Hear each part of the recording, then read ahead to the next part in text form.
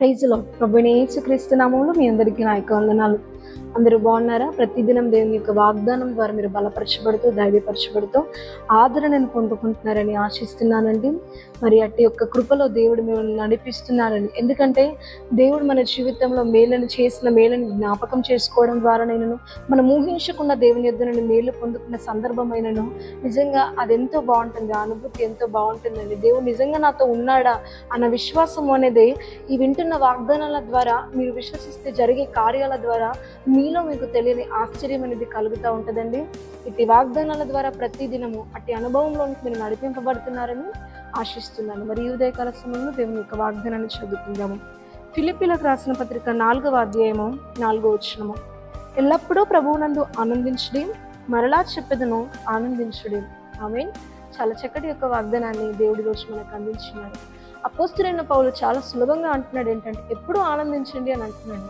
అవును, ఎప్పుడు ఆనందించడం ఏ మనిషి జీవితంలో సాధ్యమయ్యే పని కాదు.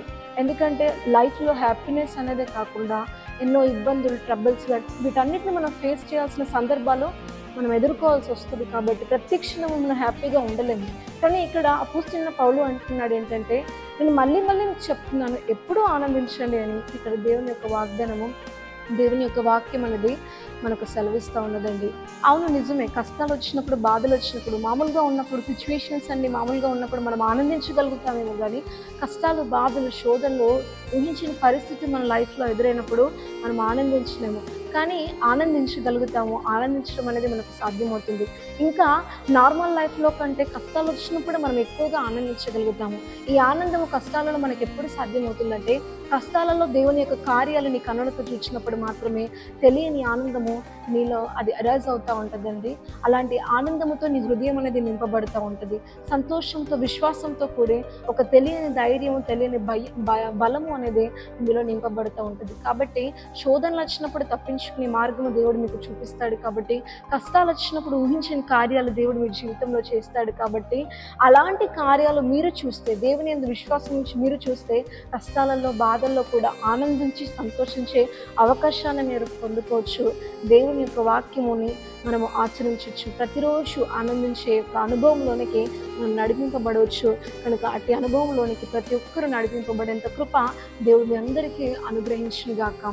ఆమేన్. ప్రార్థన చేసుకుందాం. పరలోకమందున్న మా తండ్రి, నీకు వందనాలు. చాలా చక్కటి యొక్క వాగ్దానాన్ని మీరు మాకు అందించారు ప్రభువా. నిజంగా అనేకులు తండ్రి లైఫ్లో హ్యాపీనెస్ అనేది చూడలేకపోతున్నారు ప్రభువా. కానీ మీ పైన ఆనుకొని ప్రతి కష్టాన్ని సహా ఓడించి తండ్రి, ప్రతి అసాధ్యమును సహా తండ్రి సాధ్యము చేసుకునే తండ్రి వాళ్ళ లైఫ్లో తండ్రి గెలిచే యొక్క కృపని తండ్రి మీరు అందించండి తండ్రి. ఆకాశం ముందు ఆశీర్వడం. ఎంతమంది అయితే బాధలతో, కష్టాలతో తండ్రి యేసయ్య బాధపడుతున్నారు, వాళ్ళందరి జీవితంలో తండ్రి ఒక ఆదరణ మీరు దయచేయండి తండ్రి. నీకే స్తుతి స్తోత్రాలు చెల్లించుకుంటూ, నీలో తండ్రి ప్రతి ఒక్క అనుభవంలో తండ్రి ప్రతి ఒక్కటి నేర్చుకుంటూ ఆనందించటకు సహాయం చేయండి తండ్రి. నువ్వు ప్రతి ఒక్కరి జీవితంలో రుజువు చేసుకున్నాను తండ్రి. నీ కార్యములు ప్రతి జీవితంలో మీరు బయలుపరచమని తండ్రి.